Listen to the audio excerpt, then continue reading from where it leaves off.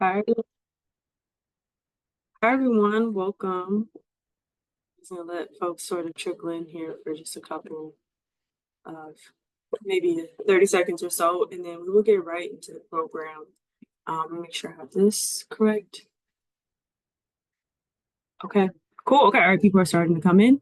Okay, hi everyone. My name is Iyana Simba, and I'm the City Government Affairs Director for the Illinois Environmental Council. And today we are going to have the Chicago Civics for Environmentalists. I know a lot of folks look forward to this since we've started last year. We do one for Springfield, but we realize that now is even more important to do it at the Chicago level as well.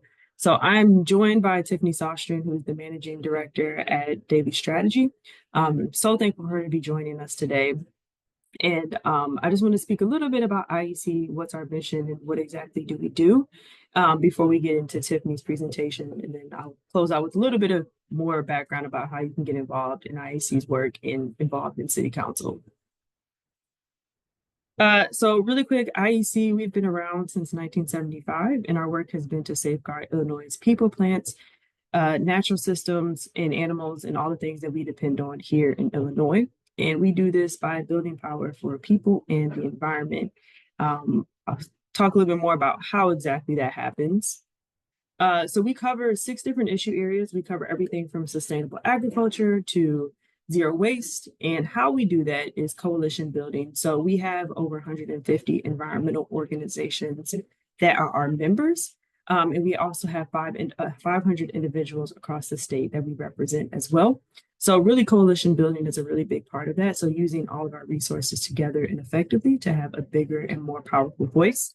We also do legislator education. So taking sometimes alders and elected officials out on tours to see all the different environmental things, some good and bad, and their solutions to those problems. And then we also do policy advocacy. So some of that involves direct lobbying with alders. And then sometimes it is just generally bringing their constituents to talk to them about environmental problems. But overall, that's sort of our goal, is to tackle these specific issue areas, but doing so through like a 3-pronged approach. And who are our affiliates? So our affiliates range in scope and size. So we have national organizations down to local organizations, civic institutions. We also have a fairly new business council as well. So we do have some of the business community involved as well. And then again, we cover all those different issue areas. We have things from volunteer capacity, while also just direct policy staffing opportunities as well. And then continuing on, so some of the things that we provide, one, we have policy staff that have expertise. We also, again, engage in movement building. So we have a lot of lobby days down in Springfield. We actually did our first ever Chicago Environmental Lobby Week earlier this year. And again, we also do the coalition building. We have legislative leadership. So I track all of what's happening at the city council level. Our team tracks what's happening in Springfield, so you know what's happening. And then we also have those office updates. We also have those office resources as well. So we have a Springfield and a Chicago office, and as members, you're always welcome to drop in, or if you need to use Wi-Fi, you just need a quick place to stop in. We offer that as well. Comm support, so communications, and then we are a coalition heavy organization, right? So we make sure that our legislative agenda and our policy agenda are all being informed by our members. And so we have issue planning calls every year. We set a legislative agenda that we get buy-in from our members. So with that, just to kick it off, I do want to invite Tiffany Sostrin to speak to what is happening in City Council, how does it work, sort of deciphering all the craziness that we may read about in Chicago Tribune or whatever, and really helping us get through that process. Tiffany Sanders Sostrin is the managing director at Daley Strategy. Prior to her work in government relations and political consulting, Tiffany spent 8 years working for the city of Chicago in a variety of roles. She was most recently the director of legislative and community affairs at the Chicago Park District, leading legislative efforts with federal, state, and city governments. Tiffany also served as under Mayor Lori Lightfoot as deputy director of intergovernmental affairs.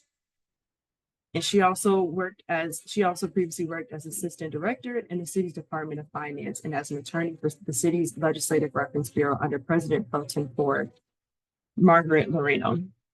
Prior to career working for the City of Chicago, Tiffany worked as a management consultant at IBM, served under U.S. District Judge Sharon Johnson Coleman, and interned for the Congressional Black Caucus Foundation. Tiffany has a BS in public policy from Indiana University in Bloomington. She graduated cum laude with a JD from Loyola University Chicago and completed her fellowship at the University of Chicago Harris School of Public Policy. Outside of work, Tiffany volunteers with a variety of organizations, including the Big Shoulders Fund, Black Women Lawyers Association of Greater Chicago, and Cook County Bar Association. She lives in Chicago Lincoln Square neighborhood with her 2 children, Lonnie and James, her husband, and their 2 dogs, Miles. So with that introduction, Tiffany, I just want to invite you to join and kick us off into going through all things City Council. Thank you so much for that wonderful introduction. And good morning, everybody, or I guess I should say good afternoon at this point. This is the second time I've given this presentation. And so hopefully the second version is a little bit better. I really do encourage you to be interactive. I would love if you drop questions in the chat, raise your hands, interrupt me. I think this is all much more explainable if it's part of a conversation. I really don't believe that any question is dumb. I think all questions are great. Every point of clarification is wonderful. So I really want to hear from you, and I'll try to keep the chat going in the sides. I can see when questions pop up. Iyana, do you want to go to the next slide? So this is sort of the rough overview of what we're going to talk about. I will say I tend to sort of go behind the scenes a little bit and explain the things that aren't going to be written out for you explicitly.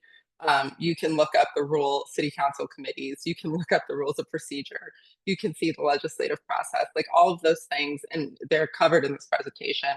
All of those things are readily available to you, but I think what is sometimes lost in translation is how all of these things work together, and subtext, and making sure that you clearly understand the rules and the context of what else is going on around you. So I hope I achieved that goal today. I'll briefly go over everything. Everyone get a copy of this presentation. But yeah, let's go to the next slide. So this is an org chart for City of Chicago. And I really think it's important for everybody to see this because obviously the residents are at the very top, right? And they elect all of these positions, including city treasurer and city clerk. We also know that they elect city council and the mayor. But one thing that I want you to notice that's missing from this chart are, some people call it the Parks Department. That used to make me cringe. The Chicago Park District is a sister agency. Also, something like CHA or city colleges, they're also called sister agencies. And those agencies actually are completely separate from the city council. They are not controlled by the mayor. They have their own independent boards. They have their own CEOs. So when you talk about things affecting the city, just realize that all of those things are not included in the things that we're going to talk about today. They have their own legislative process. They have their own board meeting process. CPS is another big one, right? That has their own process that people can participate in. So if you want answers to any of those things, they will not be covered today. One thing that I also like to note as an avid parks person is that the Chicago Park District actually owns all of the lakefront. So any issues that you see affecting Lake Michigan or the lakefront or the water is actually going to be something that you work with the Park District on, and not something you work with the city on, unless it's like you can see here all of the different areas in which people can work. Infrastructure, the water department is here, CDOT is there. But really, what I need you to know is most of the stuff you care about is here, but a lot of the things that you might also care about might not be included here. And that's helpful context. There is not a list, but I can tell you right now, it's Chicago Public Schools, it is city colleges, it is the Chicago Park District, and the Chicago Housing Authority, and the Chicago Transit Authority, which has federal oversight. So I think there's 5 of them. Any questions about this list or what's here? You'll see that a lot of the work that is done by that affects IEC is falls within the Department of Environment, which is in this regulatory bucket that we have over here. There are also a lot of issues that will affect streets and sand, DOT, water management, aviation. I seem to think that those are the ones that most frequently deal with environmental issues, sometimes workforce development as well. Um, the boards of Tiffany, sister agencies. Mhm. sorry, Tiffany, somebody did actually have a question. They submitted it through the Q&A. I don't know if that's visible, but they were asking Oh, how do these how do the boards of these sister agencies get appointed? well, I love questions like this because this is a great way to illustrate how the city of Chicago works. Even though they are separate agencies, the mayor's office and the mayor recommends who will run the boards of these organizations. They are not appointed by the mayor, um, but they are recommended. And generally, the mayor's office is the only source of recommendations for new board members. And then usually they pick among their own ranks someone to be the president of that board. Um, Obviously, or maybe not obviously, CPS is different from that. This is the first year that that has ever happened. They have an elected school board, a partially elected school board, and there was a lot of drama around that. I could do a whole hour-long presentation on the drama around elected school board, but we were not here for that. But yes, so they're appointed by the mayor, who technically does not have authority over them, but he also has authority over the people who work at those places, and recommends. He also recommends and appoints the leadership of those organizations, and those members are confirmed by city council. I see a question about the Climate Action Plan. Unfortunately, I am not. I wish I could say that I'm ready to answer all of those questions and how they're used to guide policy. I think that would be a better question for the mayor's office or for Angela Tovar, who leads the Department of Environment. I'm just going to talk today just about the nitty gritty and how things work. So yeah, we go to the next slide. So hopefully you guys can see it differently than I do. But this is a map of Chicago. And it's not particularly specific, but what I really want to show you is that Chicago is divided up into a bunch of little different sections, right? And so obviously environmental issues don't care about how ward maps are drawn. The ward map is redrawn every 10 years. Um, every alderman has approximately the same number of constituents. I want to say it was around, I'm not even going to tell you the number because I'm not sure off the top of my head, but every alderman has the same number of constituents. But you can see how some wards are super, super tiny, like 44, which includes Lakeview, Wrigley Field, parts of Lincoln Park. And then you got the 10th ward down here, which is the southeast side, where a lot of environmental activity occurs, which is enormous, right? It's probably 6 times the size. It's based on population, it's not based on area. One of the things that I love to know, and you'll sort of see this in action, is like if you take a look at which ward is it that got all messed up? The 29th ward, right? See how it's like a weird little snake that just goes along one street? So that's something that happened. The aldermen actually determine the ward map among themselves, right? It's not gerrymandered, but they hire a consultant. They all work together to come up with a map that reasonably reflects the population of their communities and contiguous neighborhoods, and sort of making sure that the 77 neighborhoods are kept together or divided in a way that is logical and makes sense. We're good on that? Okay. Um, so like I said, there are 50 aldermen. There used to be a rule, and this was mainly, I'd say, 80s, 90s, early aughts, where the council was really reflective of 3 major racial groups in Chicago. And I'm not saying this to be provocative. I'm just telling you that this is sort of how it was reflected. A third of the members of the council were always Black, a third were Latino, and a third were Caucasian. And what you see happening over time, right, as you see our city change, is that that constituency and that membership has changed quite significantly. And honestly, I think these numbers might not be right because members are always moving in and out of different caucuses due to different, I won't call them disputes, but I'll say areas of opportunity. Sorry, I'm just looking at my version of the slides to make sure that I don't miss anything that I wanted to talk to you guys about. Another thing to note is that there's been a large growth in Asian communities in Chicago, right? So what we're seeing, I think we have two alder people now that are of Asian descent. Um, and so, we're seeing a huge change. We had 16 new aldermen in this most recent city council, which I think is kind of fascinating. And let's see what else is going on. Latino representation is at one of its highest points with 14 members. So that's awesome for that constituency. But this also, shows up in a variety of different places. And I'll get to that later.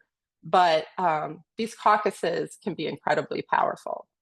They don't always vote together, and sometimes they don't invoke the power of the caucus or that someone will dissent, but they generally have the ability to vote in blocks. So what you'll see is if you upset the Black caucus, you're at risk of losing 20 votes automatically. So it's really critical that you placate these caucuses and make sure that they're brought along in on the process. To my knowledge, the city clerk and city treasurer are not members of the caucuses, but yeah, it's just something to note. Let's see. I see a few more questions. Oh, someone answered about the Department of Environment. So yes. Let's go to the next slide. So there are several committees of the city council. Right now there are 20, and each one covers a different subject matter area. One of the things that I want you to note is don't get so obsessed with the committees themselves, but kind of think of this as an informal power structure, right? For years, Ed Burke led the Committee on Finance, right? And they had an astronomically sized budget. I think it was somewhere around $1.8 million, right? They had control of workers' comp claims. They had control of a lot of other administrative duties that were really significant within the city.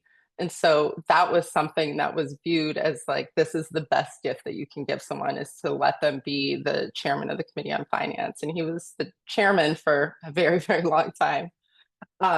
After he left city council, or really when Mayor Lightfoot came into office, she really shook that structure up and really sort of started this cascade of a deviation away from the standard use of committee chairmanships as gifts to aldermen. And I don't say that lightly. I think it's not a gift, but it is a clear indication of a vote of confidence in the mayor for the person that they're giving a chairmanship to. The chairmen also have additional power because every committee has a fair amount of workload. And who's the chair of zoning? That's the messiest question, and I love that, and we'll get to that. But every committee has a functional workload that they need to work through. So some committees, like transportation and public way, anytime somebody applies for a handicap permit, right, that needs to go through that committee. Economic capital development, any sort of 6B incentive, finance has TIF deals. Like there are committees that just meet every month by virtue of having to meet because they actually have functional business that keeps Chicago remaining the city that works. As you can see here, the chairman, there is no chairman on the Committee on Zoning. I'm not quite sure where I put this in the presentation, but since the issue is ripe, we will talk about it. So there recently has been a significant shakeup in city council. Oh, it's cut off. Of course, it's cut off at the bottom of the slide. There is no chairman of the Committee on Zoning right now.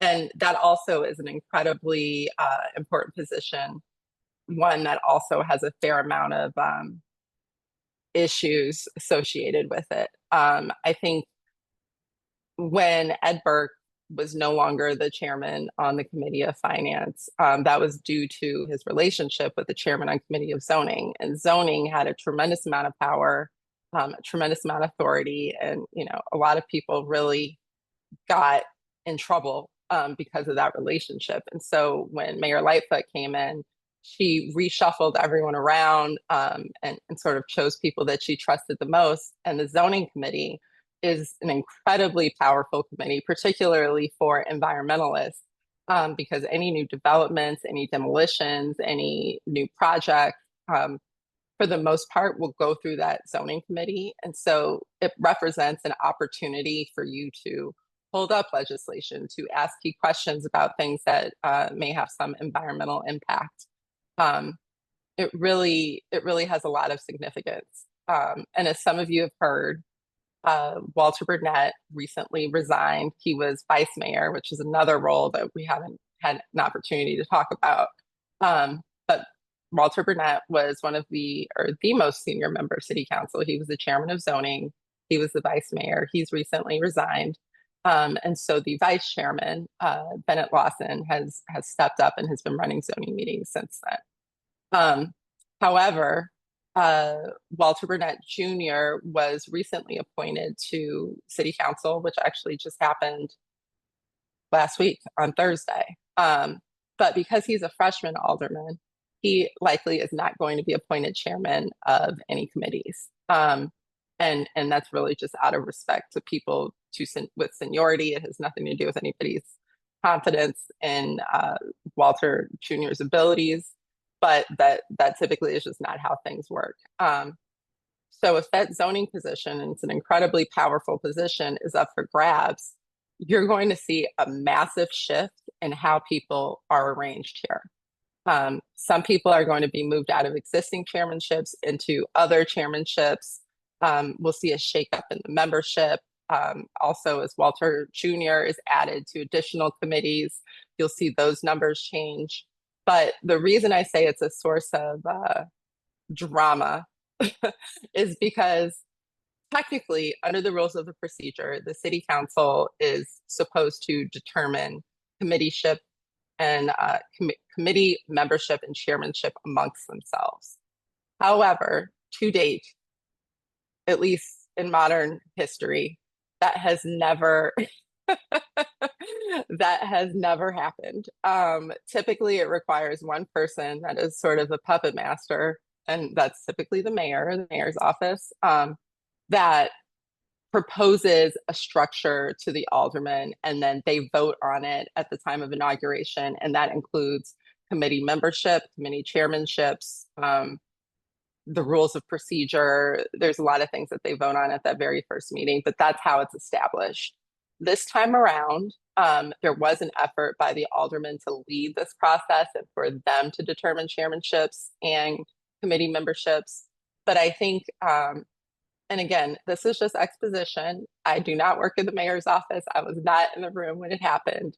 But I think in terms of having a successful legislative agenda, it is certainly important to the mayor to understand that they have chairmen in the committees that they trust that would be willing to advance their agenda and help be supportive and help lobby for those issues that the mayor is interested in. I also think it's important to recognize that the members of those committees matter, right? You would not want to have a committee full of hostiles, right? And we know there are some people who are openly hostile to Mayor Johnson. You would not like to have a committee full of hostiles that you're relying upon to pass some of your most critical legislation. So it really is an art to creating these committees to come up with something that is both comfortable for the alderman, for the mayor, for the different caucuses, and it can get very complicated. I'm going to answer some questions from the chat. Let's see. The terms are, okay, sorry. I'll go through the questions in order. So MWRD is not a sister agency. I believe it is a county-wide organization, but it is not in any way connected to city council. How long are their terms? Mayors are both mayoral and aldermanic terms are 4 years, and there are currently no term limits on those. Let's see. All right, Iyana answered the question about the department environment. And I could explain that process and how that went, but that would take a long time. We also, yes, the 36th ward is also a really weird shape. If you look at that map and I love looking at that map. Like I actually have an old one that I keep up in my office as a huge nerd, but it's one of the most fascinating things to look at, especially if you dial it down to the city, or sorry, dial it down to the street and neighborhood level. It's really fascinating to just kind of see how it all broke out and how things worked. Let's see. No one has ever tried to do a Chicago City Council Bravo style reality show, but if they did, I'm sure it would be fascinating. um, but you never know. Let's pitch that idea. Let's see how it goes. I'm happy to be a producer. Let's see. We answer the questions about how many committees a new council member is on. Now, I will say there was a lot of, especially when I was in the mayor's office, there tends to be a lot of reliance on people who have experience with city council. So someone like Michelle Harris, right? I think she's been a member of the city council for 6 terms, 5 terms. She knows the in and out. She's seen how everything has gone. She's been here through 3 different administrations. So, the mayor loves to have, and she's also just a wonderful person who's very rational and easy to work with. So the mayor loves to have her support. Any mayor would love to have her support on a number of committees. However, that's a huge workload to have one alderman on 9 different committees. However, because of the size of these committees and because of the number of aldermen, what you see is that at least, I'd say at the bare minimum, almost every alderman is a member of at least 5 to 6 committees, if not more. So no, there is no max, there is no min. I think at some point, and our beloved Mayor Lightfoot, I think there were some members that were actually not parts of any committees, which I think is fascinating, but there is no statutory rule that determines that aldermen need to be part of a certain number of committees or chairman for certain committees. All right, let's go to the next slide. So I put this quote in here because I think it is a wonderful reflection of the changing of times. So obviously, y'all know that I work at Daley Strategy, right? So when Daley was mayor, he oversaw the city in a way that was very unique, right? He had a tremendous amount of control over the council. And I think everyone was comfortable with that at that time. Every alderman was sort of the king of their own ward. They had a tremendous amount of latitude to have prerogative over what happened in their ward, what developed in their ward. And so there's a lot of amazing stories that you'll hear over time about, something was structured really oddly in my neighborhood. Why was it like that? And it may have been at the time due to mayoral prerogative or aldermanic control. I think something that you'd see is, especially, in previous administrations, if you were favored by the mayor or the mayor needed you to be supportive of a budget or some major initiative, aldermen would get perks, right? They would be able to build a new park in their community. They might get a new high school. They might have a major facility redone. You'll see that there are some weird streets in Chicago that run, sometimes there's dead end streets that run directly towards one another, or there are speed bumps on random streets, or even speed bumps in alleys. A lot of those are vestiges of times when aldermen had a lot of control over how individual streets work and were able to direct how CDOT did their work and how signage worked. So it's really fascinating. One of the things that Chicago is known for is having a strong mayor, weak council role. So someone had asked if the job of an alderman is part-time. Under no circumstance do I think it's a part-time job. I think it is a really difficult job that takes up a tremendous amount of time. However, there's no rule barring aldermen from having outside employment. As time has gone on, there's, there have been more aldermen, or I'd say less aldermen that have outside employment or outside, law firms, and I don't know what their involvement like that looks like. But certainly it is a very demanding role. And there are also these figures behind the scenes that are almost iconic. That the chief of staff for the finance committee. I mean, she is one of the most strong, inspiring women that I've ever met. And you weren't getting anything, nothing was happening unless she was comfortable with it because she really knew her stuff. The chairman relied on her very strongly.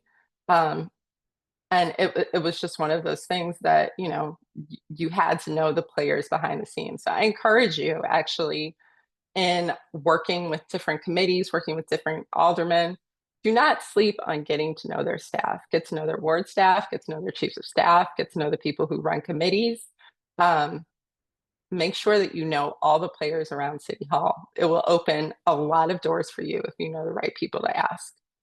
I do see a lot of chat around this quote. Um, I don't think there is a aldermen can miss as many meetings as they want. They are only, and there may be something in the state law that I can't imagine there is. There's no requirement on the number of meetings an alderman needs to attend. Um, I put this quote in here because what you're seeing is a massive shift in politics, right? I think we're seeing this nationally. We saw this in New York, right? Where we had this mayor that sort of came out of nowhere that was not backed by a huge corporate interest. Even Mayor Lightfoot was not backed by huge corporate interests. Mayor Johnson was not backed by huge corporate interests. And they were able to ascend to the role of mayor, right? But then once you get there, and also I want to say, if y'all don't know this, you should look into just campaign finance. Mayors are able to transfer money to aldermanic reelection campaign accounts. So, if you've got someone who has $50 million in their campaign account because they do have deep pocketed backers and they're able to distribute that money to their allies, you can see how that creates a really unique relationship at City Hall that sort of goes beyond the rules and the traditional structure that you see. Um, because there's been that massive shift and because things operated that way for so long, there's a massive scramble now, right? We're sort of seeing a little bit of rioting. We're seeing aldermen taking unseen levels of power. I think you're seeing them lead initiatives in ways that you've never seen before. I think you see their support for the mayor. I think you actually, and you can see this any day. You can now see aldermen openly criticizing the mayor, which really was not something that happened in previous administrations, certainly not during the Daley eras. Um, so no, I didn't put the quote in just to talk about deep money interest, but to say what we're seeing is a massive shift, right? And it's not just Chicago, it's happening all over this country. I think, I actually saw a great interview with Mayor Johnson about how to fix the city budget. Someone said, do you think it's okay to tax taxpayers? And he said, well, we could tax the rich. And those comments, even from a mayor, are incredible. Just to hear that someone is willing to call out those sources and those people that are behind the scenes, and say, "Hey, you're not separate from this." I think that's really fascinating. Any questions? I see a couple more questions in the Q&A. Yeah, I think we answered both of those. I think for time's sake, we might just table some of the questions until later, just so we can slide. I love the questions so much. I hate just talking, but I understand. But anyway, you all can always call me or email me. We can have a little chat about city council drama. But let's go to the next slide. And I'll be really brief here. Also, I'm gonna be totally transparent with you in that I got this off Chat GPT and reformatted it.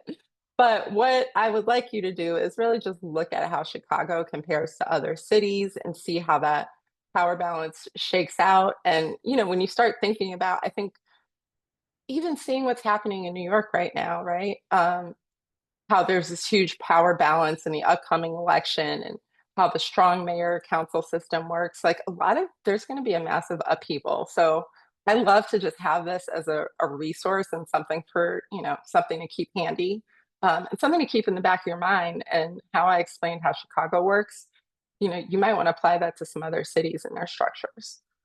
All right, next slide. Let's see, we've got 20 minutes. I'm going to be quick.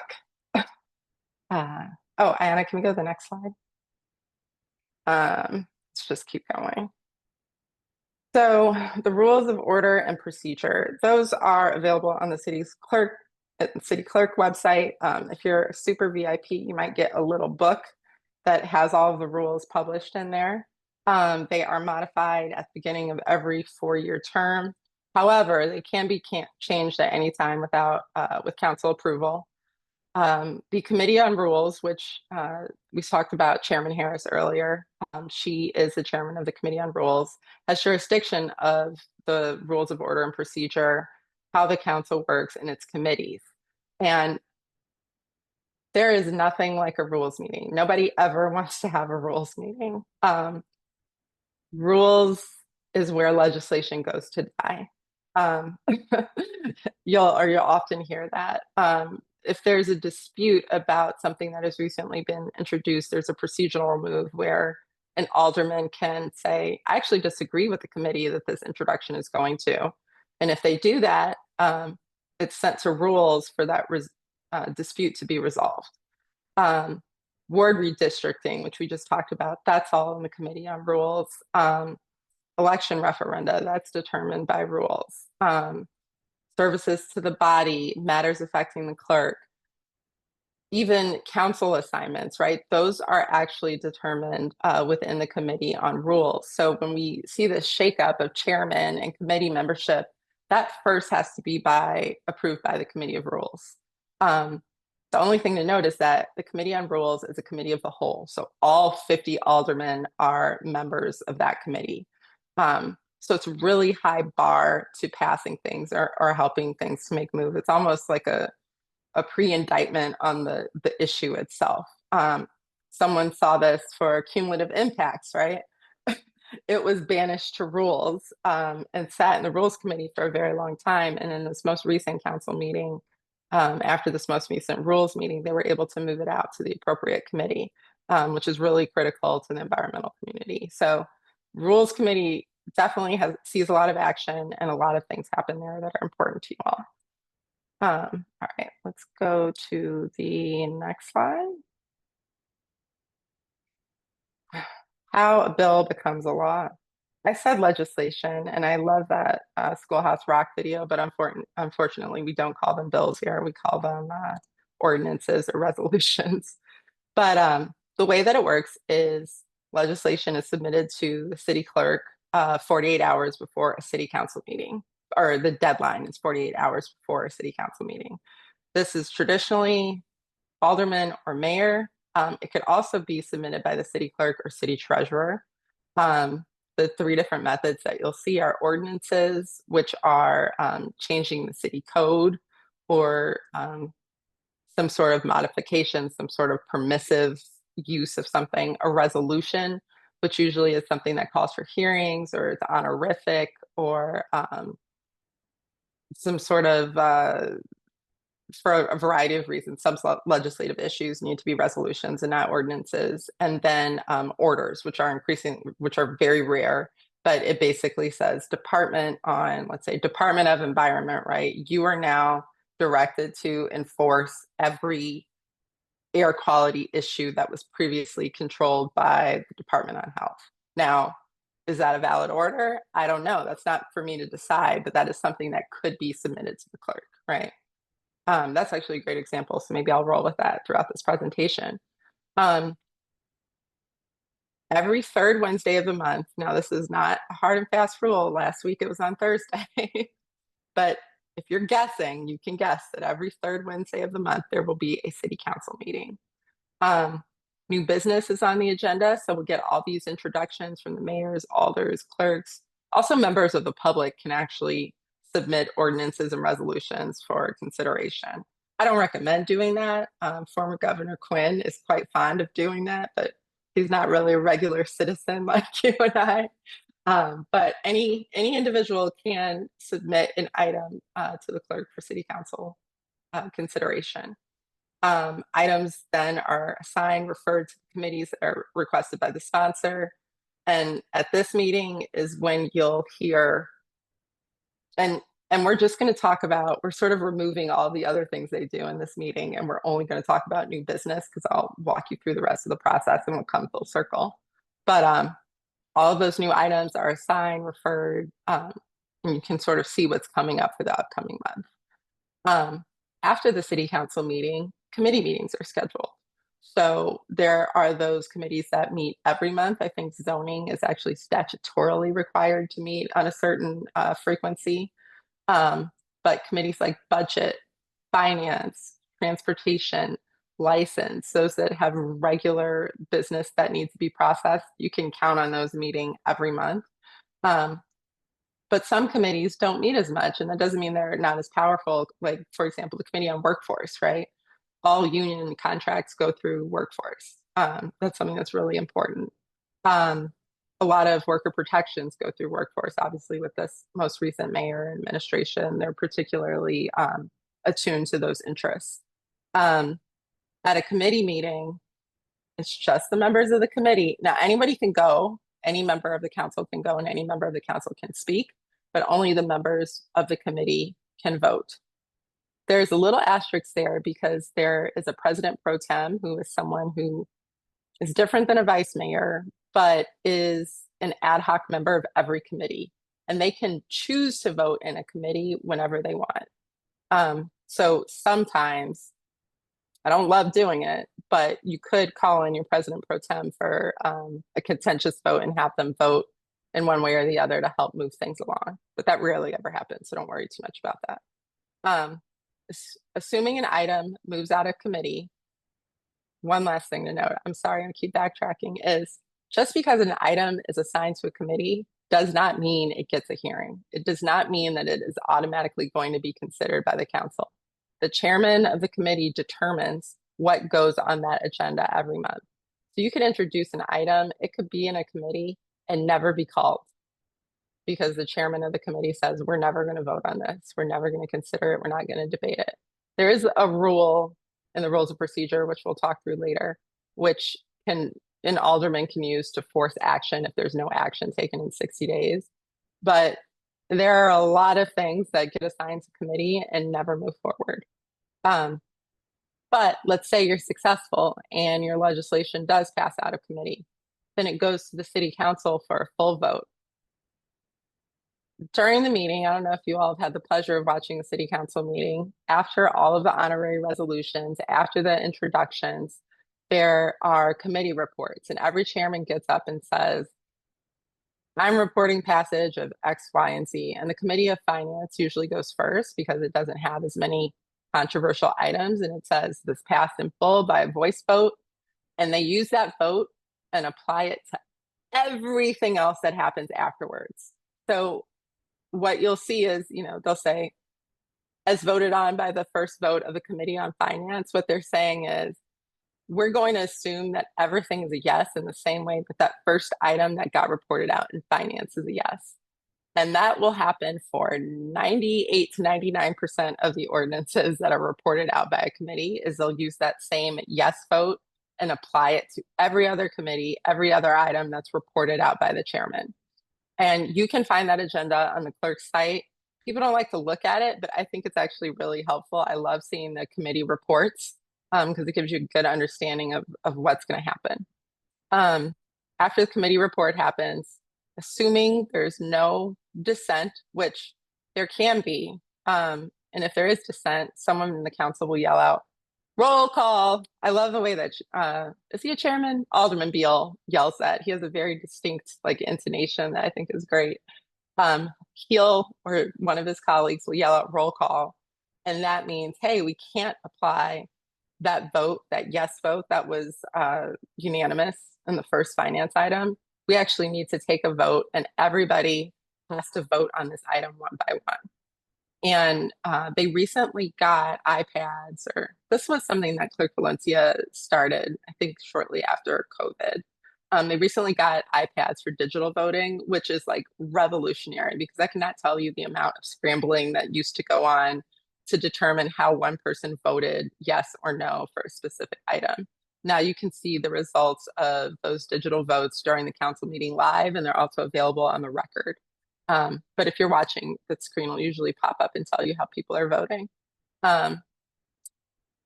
Sometimes items are voted down, right? And then that's really it. That's the last bite at the apple. The other thing that could happen is the item passes, right? I love that this just happened, not because I don't love that it happened, but I think from a nerdy perspective, it's certainly exciting.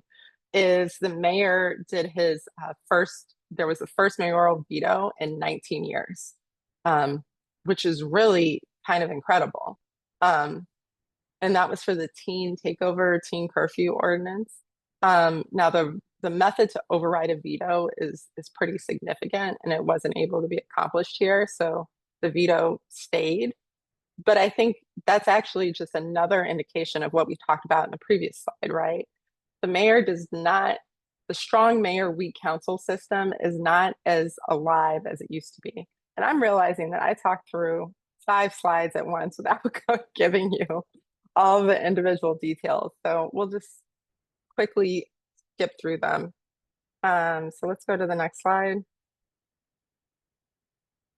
So we talk about how legislation is submitted to the city clerk. I don't know why it looks like it's in that font. I certainly didn't do that. But you can see how it's introduced. Let's go to the next one. We've got the council meeting. This tells you the exact order of things that are going to happen. If you want to hold on to this, I suggest you do. I think something that is actually quite unique and interesting about Chicago, if you haven't watched a meeting, they do the Pledge of Allegiance, and then there's an invocation. And every month they invite a representative from a different faith to provide a prayer over the council for them to be, productive for the city, and whatever need we have for a higher power is usually called upon during that invocation from a variety of faiths to speak during the meeting. I think that's actually really interesting is the Church of Satan, I think, or there's a different name for it, but they have applied to speak at a city council meeting for many, many years. And Satanic Temple, thank you. The Satanic Temple has applied to deliver the invocation at the city council meeting for many, many years. And at one point, the ACLU got involved to demand that they were able to present the invocation. That has not happened to date. I haven't followed that issue super closely, but I just think that's a really fascinating quirk about city council. Another fascinating quirk about city council is public comment. That is a 30-minute portion in the first 30 minutes of the meeting where members of the public are allowed to come comment. After COVID, it used to be all in person and you had to sign a physical slip. And then after COVID, people were able to call in. You will see some very colorful commentary. I'm sure some of the people on this call have participated in these public comment portions, either during the full council or committee meeting. There is a stalwart figure around City Hall, Mr. George Blakemore. He is sort of the king of public comment. But public comment can get quite unruly. Sometimes it takes a really long time because there's disruptions about issues that people feel really passionately about. So public comment, even though it can be kind of boring, is also something to watch. We'll have reports and communications by the mayor. That'll be his new ordinances. And then we go through call of the wards. That's when all the aldermen introduce all of their new legislation. Um, I think another thing to note is the ordinance setting the next regular meeting. At the end of every city council meeting, they announce when the next meeting is going to be. That typically used to always be the case, but they can really call an emergency meeting whenever they want. This is just putting people on notice, but if they change their mind, all they have to do is follow the Open Meetings Act and they can call a meeting whenever they need to. Let's see. Tiffany, I'm going, I've, oh, go I've ahead. used moderator privilege, and Benjamin asked about this, and I'm curious too. Why do they have a bunch of resolutions basically like telling people they're amazing? Like, why is that? Because everybody wants to feel good. I think they do it because one, there are just some really incredible people in the city of Chicago. And I think the council and the mayor, and rightly so, I think they really try to go above and beyond to honor those people and give them a moment to shine. Um, so, any notable community figures, any significant achievements, those things are typically addressed during the resolutions. Any passings, any retirements. I got roasted so hard during my last council meeting in some comments by the alderman in a lovely way. It was a very nice roast, but it's really an opportunity for them to call out the things that are important to them. Now, that's also controversial, right? Not everything that's important to some people is important to others. We saw a lot of disagreement around the resolutions about the situation in Palestine and Israel, and people with differing opinions. And so it is a long part of the council meeting. It takes hours and hours. Usually council meetings back when I started would end around 12, and now I think they going till 6:30 or 7 o'clock at night. But yes, there's a lot of time in the beginning to honor people who are important to the city, mayor, city council, that have accomplished great things. And you can always make suggestions to aldermen if you have someone that you would like to note. Um, let's see. I'm just gonna look. It's agonizing. It is agonizing. But, better safe than sorry. Who wants to be an alderman and miss an opportunity to recognize someone that's really important to everybody? Okay, I'm going to try my best not to go over time. The most important rule in the rules of procedure is Rule 42. I don't know why. It's very, very long. It's smushed in the middle, but we talked about this before, right? If someone dissents about what committee a new item goes to, it goes to rules. That's part of Rule 42. If someone reports out an item in their committee and someone else says, no, we're not passing this as a full body today, two members can yell out something called defer and publish, and that just holds the item up from consideration, and it cannot be voted on. Sorry, that's Rule 41. I apologize. Rules 41 and 42 are very important. Let's go to the next slide. Again, you all can read here about direct introductions, how people feel about Rule 41, the 60-day rule that I mentioned. All of that is here for your consideration. I've also included a link to the rules of procedure if you all ever need that. The next slide is about, again, defer and publish, which we talked about a little bit, but basically it's like another really dramatic moment for city council. Someone can yell out, I move to defer and publish, and then what you'll see is a lot of scrambling, right? City council defaults to the Robert's Rules of Order for how to operate when the city council rules of procedure do not address their behavior or how they're supposed to operate. And so you'll see a lot of stuff like, oh, your motion is out of order. You didn't do this in the right way. This didn't happen. Sometimes those rules are from Robert's rules, and sometimes those rules are from rules of procedure. But you may hear, I made a motion, and someone says, your motion's out of order. And another person says, well, I want to challenge that you said the motion is out of order. So now they have to take a vote to say, okay, was the motion saying what that person did, was that valid or not?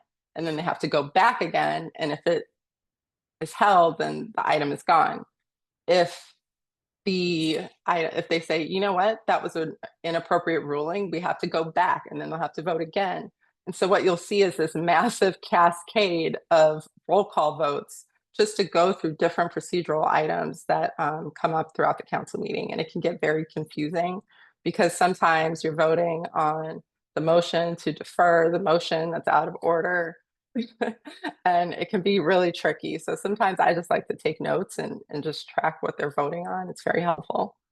And then the next slide is about mayoral veto, which we talked about. I've referenced the part of the Illinois statute that talks about mayoral vetoes. Chicago, just so you all know, and I think a lot of people know this, is a home rule within the state of Illinois, so they can create their own rules. But some of the rules around how city council operates is found in this section of the compiled statutes.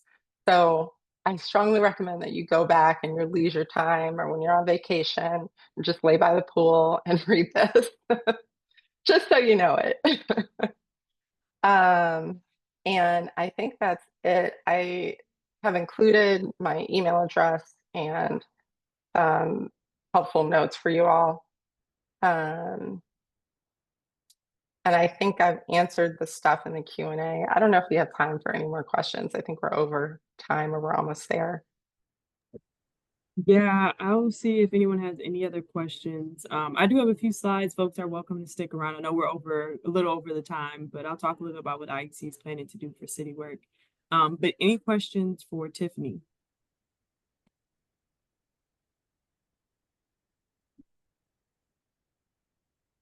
And my email address is there. And I really do encourage all of you, and you are always welcome. My door is always open. I'm such a nerd about this. I'm always available to talk to you about some of this, think through what's going to happen. You can game out, how things are going to work for you. I really believe in IEC and its memberships and their initiatives, and we're here as a resource to be helpful to you. So feel free to reach out to Daily Strategy. Or reach out. There's also my colleagues, John, Rachel, and Mike. I think Rachel is also part of the chat. But I like to think we're pretty smart, but we also just love to see the city function and do well. And so, anytime you guys need anything, it is not an imposition. We love to hear from you. And thank you so much for having me today. Thank you, Tiffany. For folks that are still hanging around, we have just a few more slides about what IEC is doing. But yeah, huge thanks to Tiffany for walking us through that process. And I think we answered a lot of questions, even some questions that I personally had. But I did just want to talk about a little bit about what IEC is doing to grow some of our city work. So as I mentioned before, historically, we've done a lot of work in Springfield. And I think now, given the situation at the federal level, it's even more so important that we engage here in Chicago. So about the last 5 years, we've really been building our work. Some of this has been culminating in amazing ways. So the top left and the bottom right corner are from a rally that we did earlier this year that had closed out our Chicago Environmental Lobby Week, the first one we ever did. And also was a rally for the Hazel M. Johnson Cumulative Impact Ordinance, which I'll talk a little bit about. And some of these other photos from the meetings that we had throughout that week. So again, as I've mentioned already, the importance of local policy. You feel it immediately. A lot of what we see at the federal level, we can have protections here at the local level. We can be an example for other cities. And then it's just honestly easier to engage in. It's much easier to just hop on the bus and go straight down to City Hall compared to taking a day off to go down to Springfield. Tiffany already walked through the lay of land, so I'm not going to do that again. But just some of those important committees are environment, transportation, health, pedestrian, are some of the ones that tend to have environmental policies in them. And then I just want to talk about the growth, right? When we talk about building power. So when we first started tracking this back in 2021, we had, a handful of green environmental champions. And when I say environmental champions, I'm really talking about folks that we know if we need them to vote in favor of the environment, that they're going to do it. And to be clear, these categories are based off of voting records, comments on city council, legislation introduced. So this isn't just vibes. This is actual things that we've taken into account. But to just show the growth, we've built our more green environmental champions. A lot of those people that we were unclear about, again, we had that huge shift in 2023 of a bunch of new alders coming on board. Now we know that they're more so leaning towards green instead of leaning anti. And we've also had a decrease in alders that lean anti and also ones that are completely anti-green. And so I just want to sort of uplift that because we have done a lot of work to sort of build power and it has been happening. And then I just wanted to celebrate really quick the alders who got 100% on our Chicago Environmental Scorecard. This was our 2025 version. We have one from 2023 and 2021 as well. These are some of the folks that got 100% on our voting record. If you're interested, you can find it on our website. And this is based off a voting record of a few key environmental ordinances from about January 2023 until July of this year. Environmental victories, I want to just highlight these. Underneath the Chicago Recovery Plan, we had 188 million dedicated to climate infrastructure. That funding is still there. We saw the establishment of the lead service line replacement programs. We had the cumulative impacts report that came out along with the ordinance. We saw the Department of Environment being reestablished. We even saw a growing budget and staff, even last year when we had that $1 billion deficit. And we had the mayoral transition before they had environmental goals. And we just have an overall progressive mayor that is interested in environmental priorities. So just to kind of give people a little bit of context of what's happening right now and what's going to happen over the next few months. So if people aren't as familiar, the way the city schedule tends to work is that January through August, there's a lot of just regular legislation, passing ordinances. And then there's sort of some background in the summer and in spring of like pre-planning for the budget.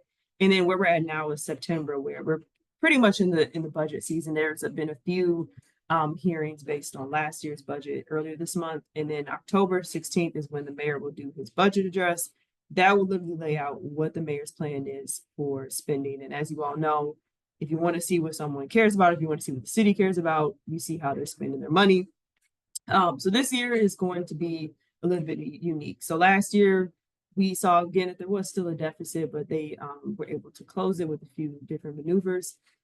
We were spared most cuts to environmental related programs and staffing. We saw some bumps and drops in different departments.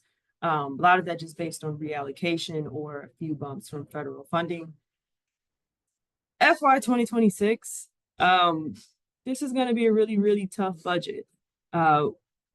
We have stuff happening at the federal level that's been unprecedented.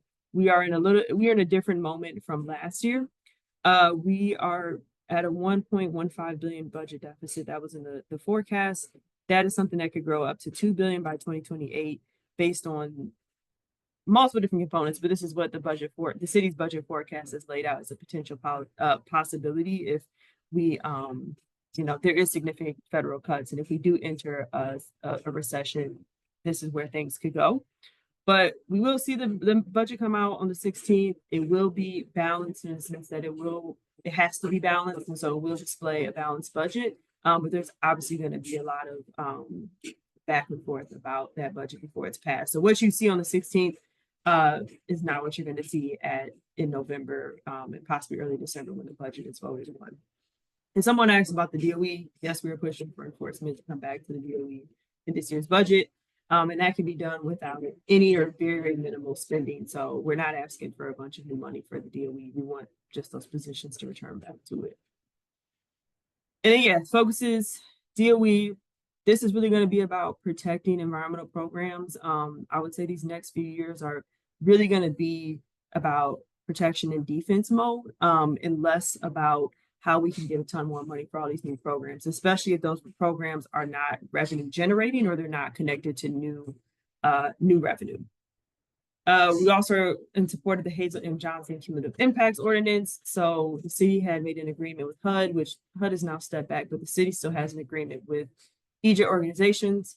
Pass an ordinance. This would basically change the zoning and planning process to really protect communities. We just had that move out of Rules Committee. So technically the ordinance was dead. And now it's being moved to Zoning Committee after several months of pushing really hard.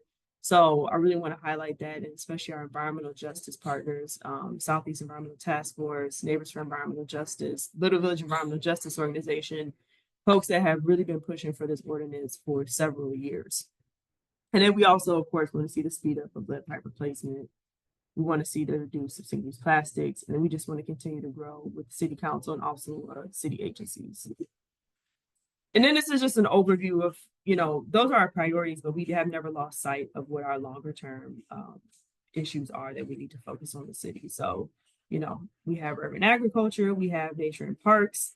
Some of that deals with the city, or as Tiffany also mentioned, the park district. Transportation, we have the transit budget cliff that is being handled at the state level, but will have significant impact at the city level. But these are some of the other things that we are focusing on in the meantime. So how can you engage in city council process? So Tiffany gave you the blueprint of what happens. Now that you know, apply that knowledge. One, reach out to your alder. You can find them, reach out to them, tell them to support the cumulative impacts ordinance. Also, if there are things in your neighborhood that show up, if you see an area where you feel like you saw someone that was cutting down a tree and you're concerned about that, or you see a bunch of litter, any of those things, you can reach out to your alder and talk to them about it. It's their duty and it's their responsibility to address the issues in your ward. Watch or attend the city council meetings.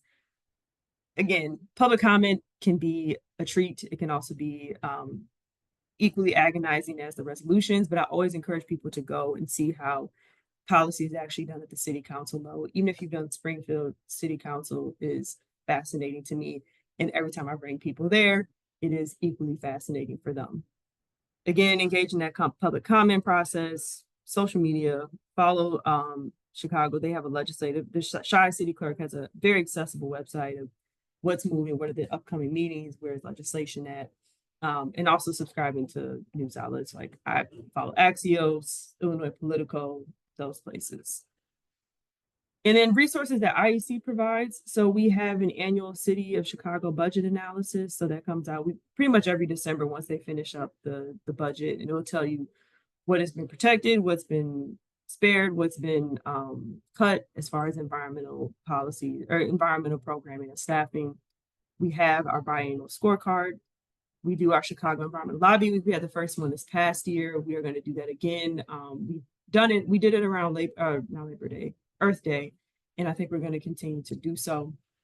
And then again, for members, you get a monthly city council report out. So I go through the entire city council, what is going to be up for a vote, what was voted on, what didn't pass, what did pass, what was deferred and published, any other type of movement that happens in city council. I get that an update monthly.